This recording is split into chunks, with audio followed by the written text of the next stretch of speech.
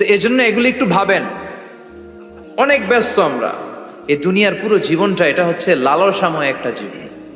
লোভ, মরিচিকা, মায়াজাল, এই মায়াজালে আমরা আটকে আছি। ফলে মৃত্যুর কথা আমরা ভুলে গিয়েছি, পাগলের মতো ছুটছি। আরো টাকা লাগবে, আরো খ্যাতি লাগবে, আরো যশ লাগবে, আরো দাপট লাগবে। আমার এত টাকা দিয়ে কি হবে? এত সম্পদ দিয়ে কি হবে? এত ব্যস্ততা দিয়ে কি হবে তোমার? স্টপ, থামুন, অনেক হয়েছে। আন্না, থামুন, take a rest, take a breath and think about death. Think that you have to go back to your Lord. একটু বসেন না, একটু ভাবেন যে আমাকে চলে যেতে হবে, চলে যেতে হবে। এই কোলাহল, এই ব্যস্ততা, এগুলো থাকবে, থাকবো না আমি।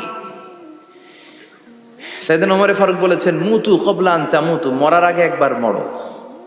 হাসিবু ক্বাবলা আন তুহাসাবু আলাইকুম, তোমার হিসাব নেওয়ার আগে তুমি একবার নিজের হিসাবটা করো না। কাগজ বের করে একটু লিখো না, কি কি ভালো কাজ করছিলা, যেগুলো দিয়ে নাজাতের ওয়াসিলা হতে পারে। 1 2 3, আর কি কি আকাম কুকাম করছো দেখো না, লিখে দেখো তোমার অবস্থাটা কি। মরার আগে একবার মরো। মরার আগে খাটের মধ্যে শুয়ে শটান করে চোখ বন্ধ করে একবার মরার ভান করে দেখেন কেমন লাগে। চোখটা বন্ধ করেন আর ভাবেন আপনি নাই, কি কি হতে পারে ভাবেন।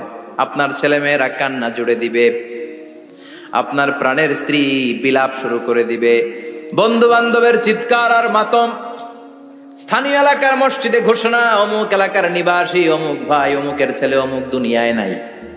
সব আত্মীয়রা চলে আসবে, ফেসবুকে স্ট্যাটাস দেয়া হবে, সবাই সবাইকে জানাবে বিকাল 4টায় অমুক হাই স্কুল ময়দানে আপনার জানাজা।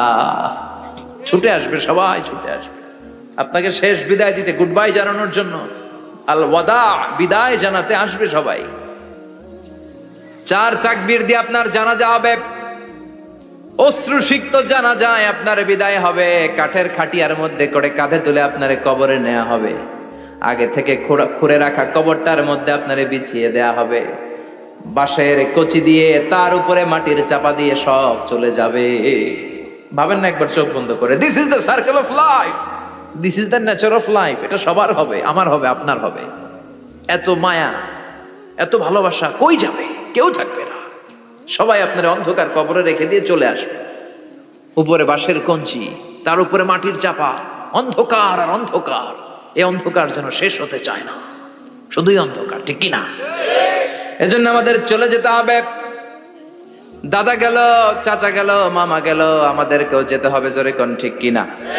একদিন মাটির ভেতরে হবে ঘরে মন আমার, কেন বন্ধ দালান ঘর, প্রাণ পাখি উড়ে যাবে পিঞ্জর ছেড়ে।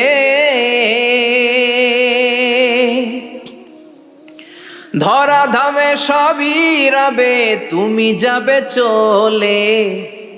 বন্ধু বান্ধব যত, মাতা পিতা দ্বারা সুত, সবই হবে তোমার পরে। মন আমার কেন বান্ধ দালান ঘর, একদিন মাটির ভেতরে হবে ঘরে মন আমার, কেন বান্ধ দালান ঘর, ঠিক কিনা? সব পরে থাকবে, চলে যেতে হবে আমাদেরকে। এজন্য আখিরাতের কথা যেন আমাদের স্মরণ হয়। বিশ্বনবী বলতেন, নাহাইতুকুমান জিয়ারাতিল কবুর, আমি তোমাদেরকে কবর জিয়ারত করতে আগে নিষেধ করতাম, কিন্তু এখন নিষেধাজ্ঞা প্রত্যাহার করে নিলাম। এখন সব সময় তোমরা কবরের সামনে যাবা আর জিয়ারত করবা। একটু গেলে আখিরাতের কথাটা স্মরণ হবে। ওখানে ছোট শিশুরা শুয়ে আছে, কিশোর যুবকরা আছে, আপনার মতো তাগড়া যুবক মুরব্বীরা আছে। এরা এই এলাকায় থাকতো, এরা আকাশ থেকে নেমে আসে না, এই এলাকার সন্তান আজ নাই। একটা সার্টেন পিরিয়ড শেষে আপনিও থাকবেন না। This is the nature of life, this is the circle of life. ছোট্ট শিশু হয়ে এসেছিলেন, শৈশব, কৈশোর, যৌবন, প্রৌঢ়ত্ব। আগে ছিলেন সিঙ্গেল, বিয়ে করে হয়ে গেলেন ডবল। এরপরে আল্লাহ আপনাকে একটা মেয়ে দিল, এরপরে মেয়েকে বিয়ে দিয়ে শ্বশুর হলেন, এরপরে ওই মেয়ের ঘরে সন্তান হতে নানা হলেন। আর কতদিন? অনেক দিন হলো তো, অনেক লম্বা সময় পেয়েছেন আপনি। Think about that. এবার যাওয়ার কথা ভাবেন, আখিরাতের সামানের কথা ভাবেন, ফিরে যেতে হবে। কি শক্তিশালী যুবক, বার্ধক্য চলে আসলে লাঠি ছাড়া চলতে পারে না। কুচকুচে কালো দাড়ি সাদা হয়ে যায়, দাড়ির শুভ্রতা, বয়সের ভার, রং ধরা যৌবন জং ধরে শেষ, ঠিক কিনা? This is the circle of life. যুবক ভাইরা, এটাই জীবন, চলে যেতে হবে, কেউ থাকতে পারবে না, ঠিক কিনা?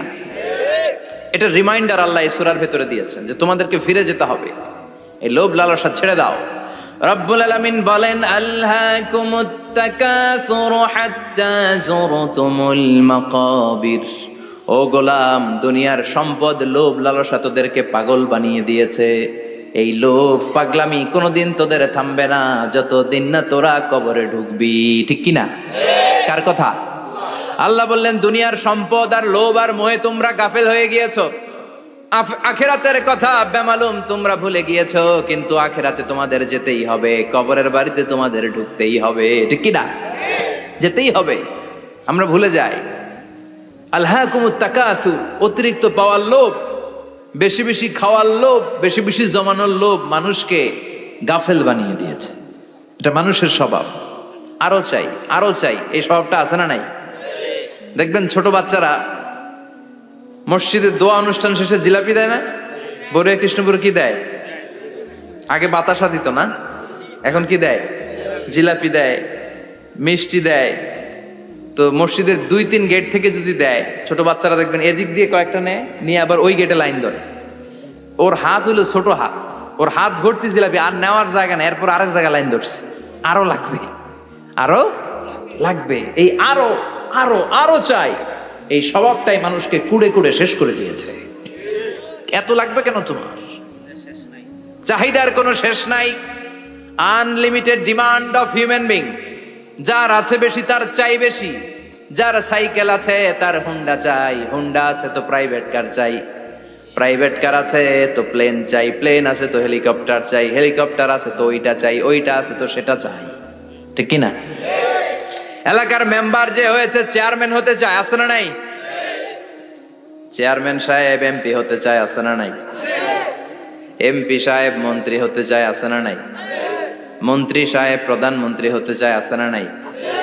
কিন্তু এই দেশে সুযোগ নাই।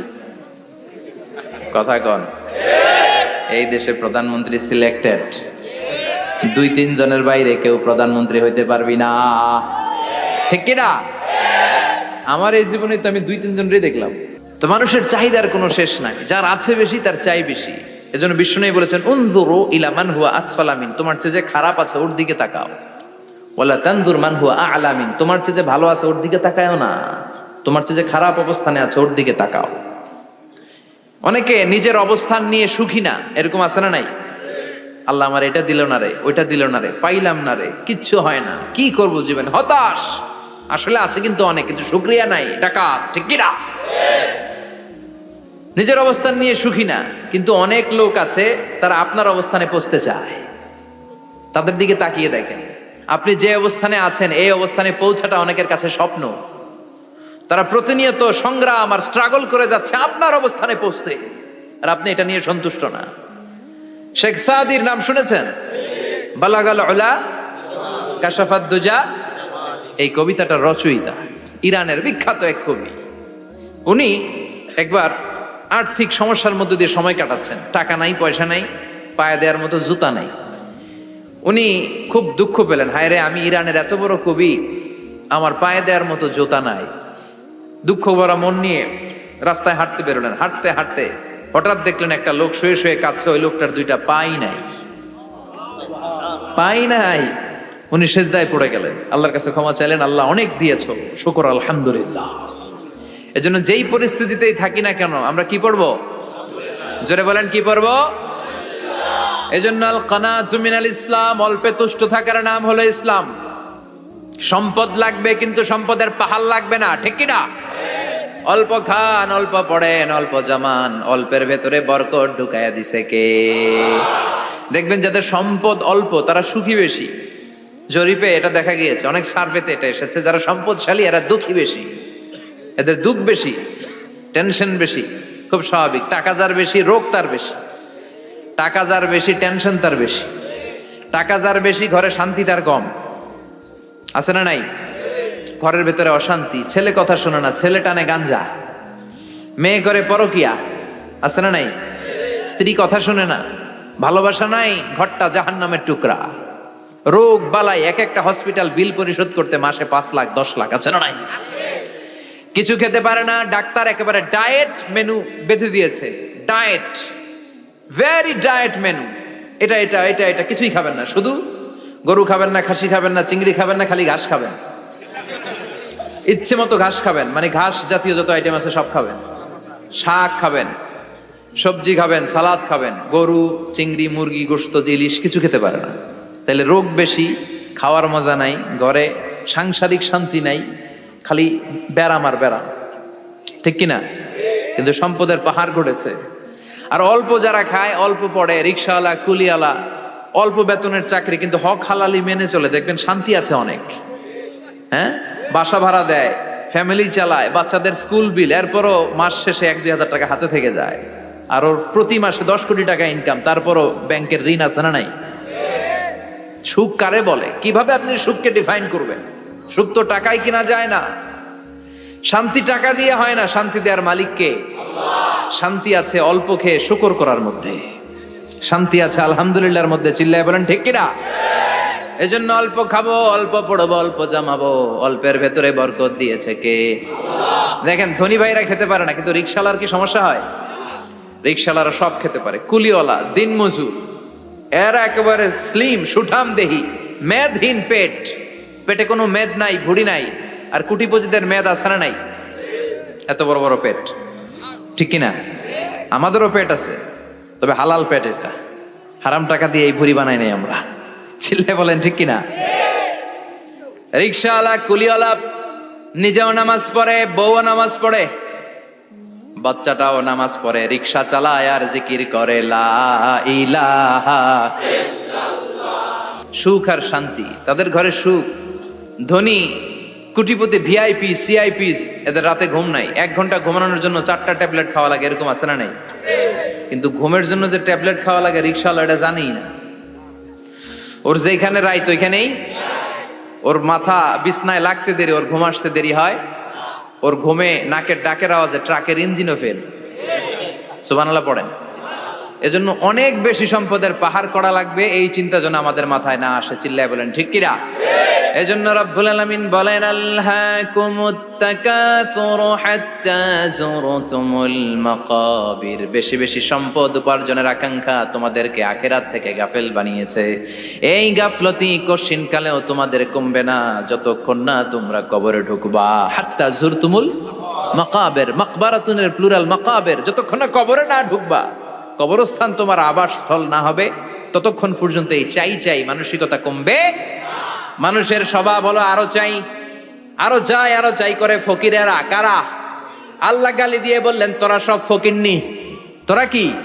ইয়া আইয়ুহান নাসু আনতুমুল ফুকারাউ ইলাল্লাহ ওয়াল্লাহু হুয়াল গানিয়ুল হামিদ। সুবহানাল্লাহ পড়েন। আল্লাহ ডেকে বললেন, গোলাম আনতুমুল ফুকারা ইলাল্লাহ, তোমরা সবাই ফকির, ধনী হলো একজন, তিনি কে? আল্লাহ শুধু ধনী। আর মানুষের স্বভাব হচ্ছে আরো চাই, আরো চাই। ওর 2 তলা বিল্ডিং, আমার 3 তলা লাগবে। ওর 2টা গাড়ি আছে, আমার 3টা লাগবে, আছে না নাই? বিশ্বনবী বললেন, কিয়ামতের আগ দিয়ে মানুষের মধ্যে আকাঙ্ক্ষায় প্রতিযোগিতা বেড়ে যাবে, প্রতিযোগিতামূলক টেন্ডেন্সি। কার চেয়ে কে বড় হতে পারে, কার চেয়ে কে বেশি টাকার পাহাড় বানাতে পারে, আছে না নাই? বিশ্বনবী বললেন, ওয়া আনতারাল হুফাতাল উরাতাল আলাতা রিয়া আশ-শাইয়াতা তাওয়ালুনা ফিল বুনিয়ান। কিয়ামতের আগে এমন কিছু লোক যাদের গায়ে দেওয়ার মতো জামা ছিল না, পায়ে দেওয়ার মতো জুতা ছিল না, পেটে দেওয়ার মতো খাবার ছিল না, সমাজের কেউ তাদেরকে চিনতো না। হঠাৎ করে এই লোকগুলো ধনী হয়ে যাবে। And they will start to construct, they will compete to construct high rises building in the cities. শহরে গ্রামে এরা বড় বড় বিল্ডিং বানানো শুরু করবে। সরকার কাছাকাছি চলে আসছে। এই যে বিল্ডিং বানানোর প্রতিযোগিতা, কুমিল্লা শহরে আজ থেকে 20-25 বছর আগে 5 তলা 6 তলা একটা বিল্ডিং ছিল না, এখন 10 তলা 20 তলা, আছে না নাই? ঢাকায় আজ থেকে 20 বছর আগে 10 তলা বিল্ডিং খুঁজে পাইতেন আপনি? নাই। গোটা বিশ্বব্যাপী এখন টাওয়ার বানানোর প্রতিযোগিতা। বিশ্বনবী বললেন, এদের কোনো টাকা ছিল না। পৃথিবীর সবচেয়ে বড় টাওয়ার এখন আরব দেশে, এদের কোনো টাকা ছিল না। আরব দেশের সৌদি আরব, কাতার, কুয়েত, বাহরাইন, এখন স্বর্ণ আর তেলের খনি পেয়ে আল্লাহরে ভুলে যায়। এদের খাওয়ার মতো কিছু ছিল না। এদেরকে আমার দাদারে শুনতাম বলতো কাবলিওয়ালা বলতো। কি বলতো? এদেশে আসতো জায়নামাজ তসবি ছড়া খেজুর টেজুর বিক্রি করার জন্য। এরা জেলে পাড়ার লোক ছিল, আরব সাগরের তীরবর্তী এলাকার মানুষ। সাগরের মাছ মেরে এরা জীবন ধারণ করতো। আল্লাহ এদেরকে তেলের খনি দিলেন, গ্যাসের খনি দিলেন। এখন তারা বড় বড় টাওয়ার বানায়, আছে না নাই? বুর্জ আল খলিফা, কি উঁচা বিল্ডিং, 828 মিটার উঁচু। জেদ্দায় আছে 1000 মিটার উঁচু কিংডম টাওয়ার। তাইওয়ানে আছে তাইপেডাং টাওয়ার 101 তলা। মালয়েশিয়া আছে পেট্রোনাস টুইন টাওয়ার 88 তলা। চায়নাতে আছে সাংহাই টাওয়ার, একটার পর একটা টাওয়ার। প্রতি বছর অ্যানাউন্স করতেছে যে ওদেরটা আছে আমাদেরটা বড় বানাবো। কাতার কয় ওরা বানাইলে আমরা পারবো না কেন, আমরা বানাবো আরো বড়। আছে না নাই? শাগালাত কুমুত তাকাসুর, যে আরো লাগবে, আরো বড় হতে হবে, এই টেন্ডেন্সি মানুষকে আখিরাত থেকে একেবারে গাফেল বানিয়ে দিয়েছে। চিল্লায় বলেন ঠিক কিনা? টাকার পাহাড় বানাতে চায়, দরকার থাকলেও চায়, না দরকার থাকলেও চায়। বর্তমান পৃথিবীর সবচেয়ে ধনী লোকটার নাম জানেন? কি নাম? হ্যাঁ, বিল গেটস। ওর যে কত টাকা ও নিজেও জানে না। ওর পকেট থেকে যদি $100 একটা বান্ডিল পড়ে যায়, এটা তুলতে ওর যত সময় লাগবে, ও না তুলে যদি হেঁটে যে আইডিয়া নিয়ে হাঁটতেছিল ওইটা নিয়ে হাঁটে, ওদিকে আরো বেশি ইনকাম হয়ে যাবে। এত টাকা তার, এটা তোলার সময় তো তার নাই। ওয়ারেন বাফেট নাম শুনছেন? হাজার হাজার কোটি ডলারের মালিক। Prince Walid bin Talal, Saudi ধনকুবের নাম শুনেছেন? ওর একটা বিমান আছে, প্রাইভেট জেট প্লেন। এই বিমানটার 70% মেড অফ গোল্ড। বিমানের 70% স্বর্ণ দিয়ে বানানো। গত কয়েক বছর আগে আমি ব্রুনাই গিয়েছিলাম। ব্রুনাইয়ের সুলতানের নাম হাসান আল বালখিয়া। উনি একটা প্যালেস আরবিতে বলে কাসার, মানে হচ্ছে রাজপ্রাসাদ। পৃথিবীর সবচাইতে বড় রাজপ্রাসাদ ব্রুনাইতে বান্দার সিরি বেগাওয়ানে অবস্থিত। আমি গিয়েছি ওখানে। প্রায় 1800 থেকে 2000 কক্ষ আছে ওই প্যালেসে, রাজপ্রাসাদে। ওই রাজপ্রাসাদের টয়লেটের কমোড গুলো মেড অফ গোল্ড, স্বর্ণ দিয়ে বানানো। নাউজুবিল্লাহ পড়বেন না? এই হাসান আল বালখিয়া নিজে বিমান চালায়। ওর সংগ্রহে 500টা রোলস রয়েস লাক্সারিয়াস কার আছে। 500 রোলস রয়েস। গুগল ইউটিউব যারা করেন সার্চ দিলে দেখবেন ওর কি পরিমাণে গাড়ি। রোলস রয়েস গাড়ি হচ্ছে one of the luxurious car in the world. Car ব্র্যান্ডের মধ্যে যত দামি কার ব্র্যান্ড আছে এর মধ্যে রোলস রয়েস একটা, যেগুলোর দাম কমসে কম এদেশের টাকায় 8 কোটি থেকে 10 কোটি টাকা।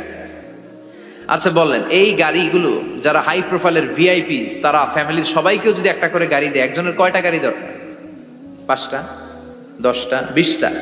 ধরলাম যে 20টা গাড়ি লাগবে ওনার। 500 গাড়ি দিয়ে উনি কি করবে? তার সংগ্রহে 500টা রোলস রয়েস। স্বর্ণেরও গাড়ি আছে তার, স্বর্ণের পালঙ্ক আছে, আমি দেখে এসেছি। পোরশে, ফারারে, লাম্বরগিনি, এই টাইপের যে ব্র্যান্ড গুলো আছে, অভাব নাই। তার মানে আছে, যার বেশি চায় তত বেশি। চিৎকার করে বলেন ঠিক কিনা? এজন্য আল্লাহ বললেন আল্লাকুমুত তাকাসুরু হাত্তা যুরতুমুল মাকাবির। দুনিয়ার লোভ তোমাদেরকে আখিরাত থেকে গাফেল বানিয়ে দিয়েছে। দুনিয়ার লোভ লালসার মধ্যে পড়ে আখিরাতকে বেমালুম তোমরা ভুলে গিয়েছো। এই গাফলতি কোনোদিন কমবে না যতদিন না তোমরা কবরে ঢুকো। ঠিক কি না? সম্পদ উপার্জনে ইসলাম বাধা দেয় না, কিন্তু সম্পদ হৃদয়ে স্থান দেয়া যাবে না। সম্পদ উপার্জন করতে হবে, খরচ করে ফেলতে হবে। বেশি সম্পদশালী হতে হলে আল্লাহর সন্তুষ্টির জন্য যাকাত দিতে হবে। কে দিতে হবে? দে যাকাত, দে যাকাত, তোর দিল খুলবে পরে, আগে খোলো খাত। দে যাকাত, দে যাকাত, তোরা দে রে যাকাত। ঠিক কিনা? দিল পরে খুলবে, আগে হাত খোলেন। হাত খুললে দেখবেন দিলটারে খুলে দিয়েছে কে? সাইয়েদনা মুসা আলাইহিস সালামের জামানায় ওনার চাচাতো ভাই ছিল মিশরের সবচাইতে বড় ধনী, যাকাত দেয় নাই। তার কি করুণ পরিণতি হয়েছে কোরআনে আছে না নাই? এত সম্পদ ছিল, তার সম্পদগুলো সে সিন্ধুকে আটকে রাখতো। আর এই সিন্ধুকের চাবিগুলো আলগানোর জন্য, কাঁধে নেওয়ার জন্য 10 জন লোক লাগতো। সিন্ধুক কাঁধে নেওয়ার জন্য, সিন্ধুকের চাবির গোছা কাঁধে নেওয়ার জন্য কয়জন? তাহলে কি পরিমাণ সম্পদ ছিল? সাইয়েদনা মুসা বললেন, সম্পদের মালিক তুই হস নাই, আল্লাহ বানাইছে।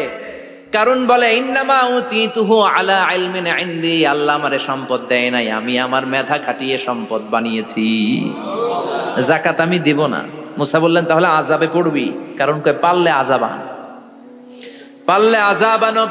আল্লাহ বললেন ফাখাসাফনা বিহি ওয়া বিদারহিল আরদ, ও মুসা নিরাপদ দূরত্বে চলে যাও, এখনই ভয়ঙ্কর ভূমিকম্প হবে, আযাব দেব, কারণ সহ কারণের সব সম্পদ আমি জমিনের ভেতরে ঢুকায়া দেব।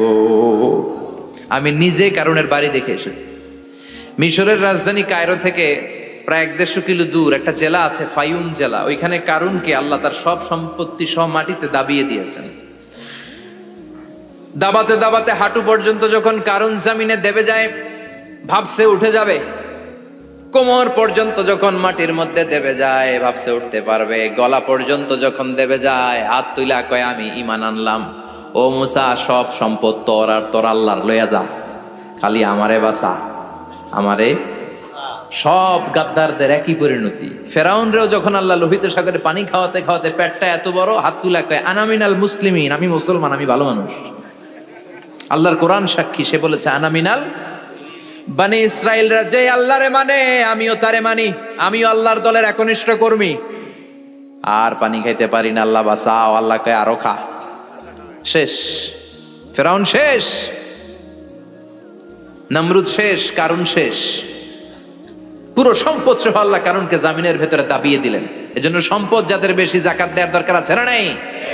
দারিদ্রতা বিমোচনের জন্য জাকাত দিবেন। জাকাতের শাড়ি লুঙ্গি এইভাবে না, অনেকে কিন্তু দেয় জাকাতের শাড়ি, জাকাতের লুঙ্গি, জাকাতের গামছা, এরকম ডাকাইত আছে না নাই? বাংলাদেশে এমনও হয়েছে জাকাতের শাড়ি দিবে বলে সে পত্রিকায় নিউজ করেছে, আর ওই শাড়ি আনার জন্য শাড়ি দিবে 5,000 মানুষ এসেছে 5 লক্ষ। পদপৃষ্ঠ হয়ে 11 জন নারী এক জায়গায় মারা গিয়েছে। কিয়ামতের দিন আল্লাহ বিচারের কাঠগড়ায় এই বিজনেস ম্যাগনেটকে দাঁড়িয়ে সেদিন জিজ্ঞাসা করবে যে কেন তুই এদেরকে কষ্ট দিয়েছিলি? চিল্লা এখন ঠিক কিনা? এদের মৃত্যুর দায়ভার এই শিল্পপতি এড়াতে পারবে না। জাকাতের শাড়ি, জাকাতের লুঙ্গি বিতরণের জন্য আল্লাহ তোমারে ধনী বানায় নাই। ধনীদের দায়িত্ব হলো গরিবের হাতে সম্পদ পৌঁছে দেয়া। ওফি আমওয়ালিহিম হাক্কুন লিসাইলি ওয়াল মাহরুম। গরিব আমার কাছ থেকে সম্পদ আর জাকাত নিয়ে সে আমার প্রতি করুণা করেছে। আমি জাকাত দেই বলে আমি কোনো দয়া দেখাই নাই। কথা বুঝতে পেরেছেন? আইডিয়াটা ক্লিয়ার করে নেন। জাকাত দেয়া আমার জন্য কি? কথা বলেন, ফরজ। আর যে জাকাত নেয় তার জন্য জাকাত খাওয়া কি ফরজ? আমি গরিব মানুষ, আমি জাকাত খাবো না, না খাইয়া থাকুম, রোজা রাখুন। কথা কন। আমার যে জাকাত নেওয়া লাগবে এমন কোনো কথা নাই, কিন্তু আমি যে ধনী আমার দিতেই হবে, এটা ফরজ। তার মানে আমি দিয়ে আমি দয়া করি নাই, ও নিয়ে আমারে বাঁচাইয়া দয়া করে গেছে। চিৎকার করে বলো ঠিক কিনা? ইসলাম বলে রাস্তার এক পাশে 5 তলা আর এক পাশে গাছতলা, এটার নাম ইসলাম না। ওফি আমওয়ালিহিম হাক্কুন লিসাইলি ওয়াল মাহরুম। খেটে খাওয়া মানুষ, সুবিধা বঞ্চিত মানুষদের দ্বারে যে তুমি জাকাতের টাকা পৌঁছে দাও। জাকাতকে ফরজ করা হয়েছে দারিদ্রতা বিমোচনের জন্য। আপনি শাড়ি লুঙ্গি দিলে কি হবে? ওরে শাড়ি দিচ্ছেন দুপুরে, রাত্রে বেলা ও আরেক জায়গায় লাইন ধরে আছে, বিরিয়ানির প্যাকেট দিতেছে ওইখানে। কথা কন। সারাটা বছর ও জাকাতের টাকা নেবে, ওর কিচ্ছু হবে না। বরং এমন কিছু তাকে করে দিতে হবে যেটা দিয়ে সে ফ্যামিলি লিড করতে পারে। একটা সিএনজি কিনে দেন, ওই ফ্যামিলিতে কোনো যুবক থাকলে সিএনজি চালায়া, অটো চালায়া ফ্যামিলিটারে চালান। একটা টঙের দোকান করে দেন, চায়ের দোকান, চা বিক্রি করে ফ্যামিলিটারে চালাবে।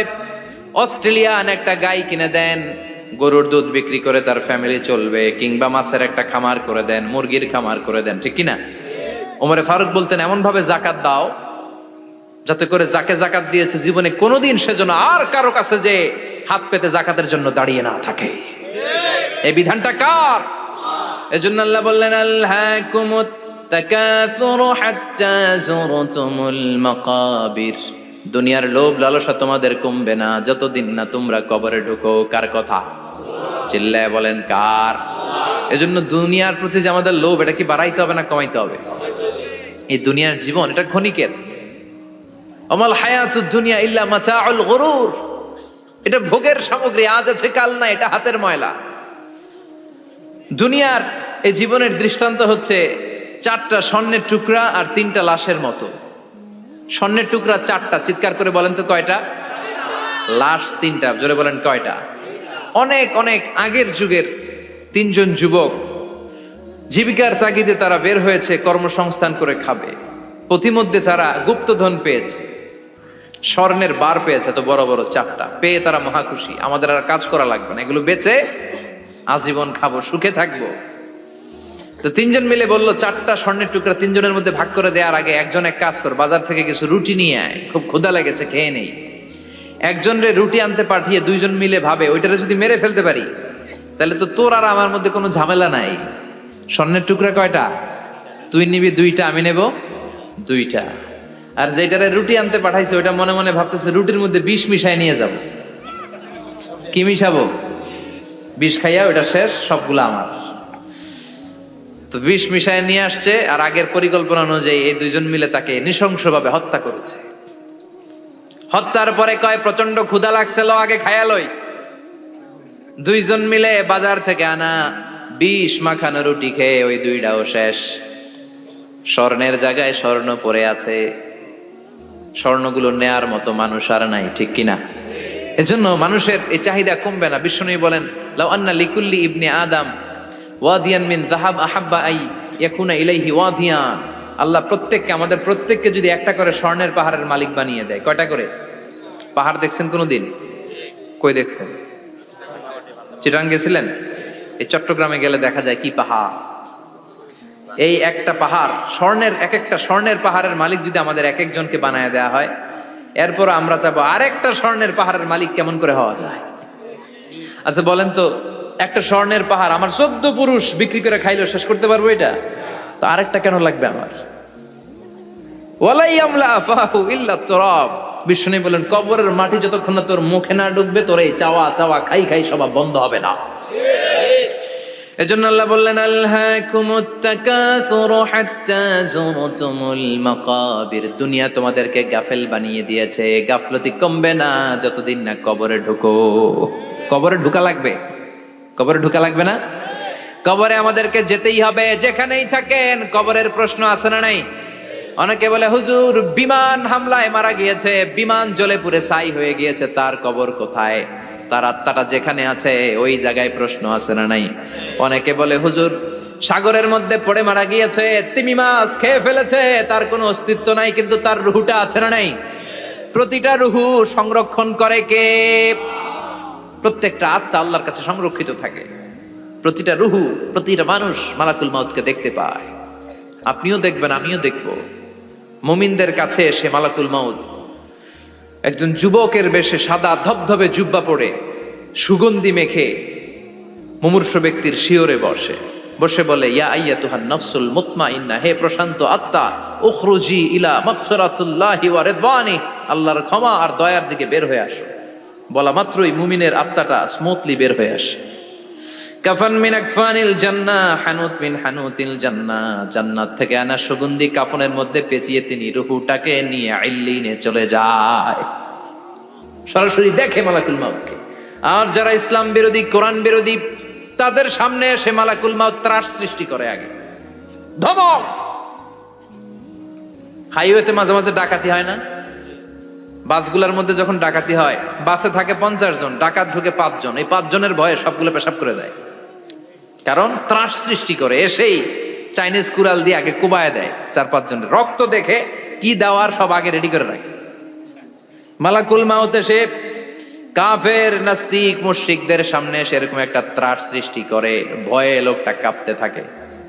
ওর কাছে ভদ্র ভাষায় কথা বলে না, সুন্দর জামা পরে আসে না, কালো কুচকুচে চেহারা, ভয়ঙ্কর একটা রূপ নিয়ে, আকৃতি নিয়ে ইসলাম বিরোধীদের মাথার সামনে আসে, দুর্গন্ধযুক্ত চেহারার দেহ নিয়ে ধমক দিয়ে বলে, ও পাপাত্তা, ইয়া আইয়াতুহান নাফসুল খাবিসা উখরুজি ইলা গাদাবিল্লাহ, হে পাপাত্তা, আল্লাহর রাগ, ক্রোধ